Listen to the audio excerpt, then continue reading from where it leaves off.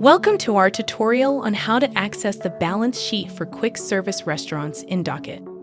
The balance sheet report allows stakeholders to evaluate financial position, a snapshot of the business's financial status at a specific time. Liquidity, the ability to convert assets into cash for short-term obligations. Debt management, the ratio of liabilities to assets, indicating the business's leverage.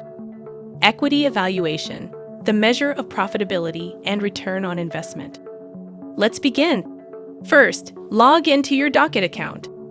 Next, go to the top navigation menu and select Business Reports from the drop-down menu. Now, in the subsequent menu, choose Management Reports.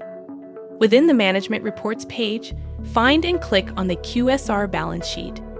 Tailor the report to your needs by selecting your preferred time period. To download your report, click on the three-dot menu on the top right and select Export as Excel. To download your report to PDF, click on the three-dot menu on the top right and select Export as PDF. And there you have it.